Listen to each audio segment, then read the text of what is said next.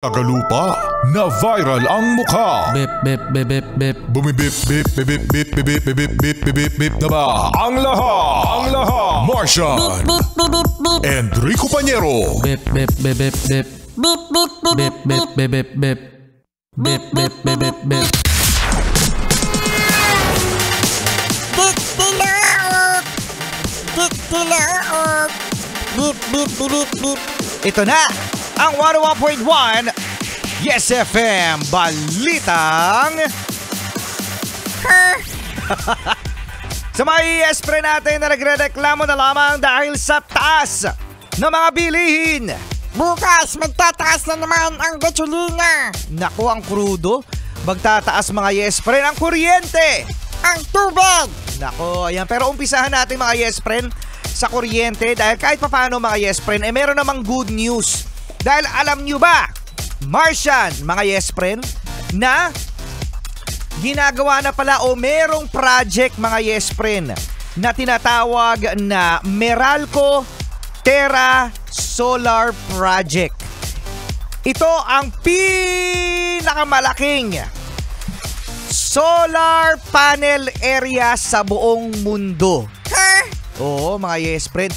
Kayo ba nakakakita na ng mga solar na mga ilaw, mga solar cars. Yan, meron na rin yung mga solar cars at meron na rin mga yes-pre na mga appliances na pinapaandar din ng sikat ng araw, ng solar sa pamamagitan ng baterya. So eto na nga mga yes-pre, bubuin sa Nueva Ecija ang halos, sinasabi nila mga yes-pre Marcia, na mas malaki pa sa Pasig City.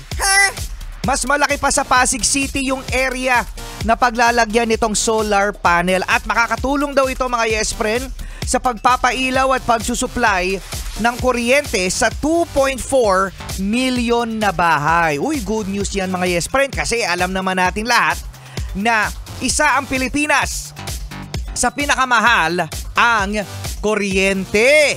Ay, mahal na mahal talaga niyan. Mahal ka talaga ng Meralco. Mahal na mahal talaga tayo ng Meralco. So ito na nga, gumagawa na nga ng paraan mga yes-friend ang Meralco na kung saan makakatulong para maipababa ang kuryente. Ito ay mangyayari daw mga yes-friend sa Feb 2027. Uy! Malapit na. Oo, malapit na. 25, 26, 27. Oh, yan.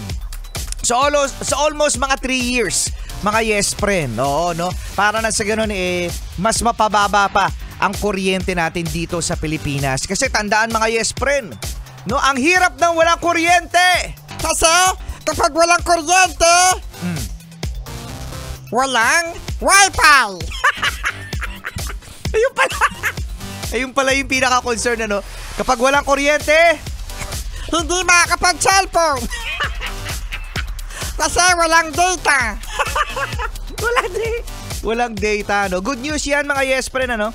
Oo, no? At sana matapos, ang tinatawag nating Meralco Terra Solar Project. Sa darating yan na Feb 2027. Kasama nyo pa rin, Enrico Pañero. At ang cuteness overload, Martian, dito pa rin sa 101.1 Yes FM.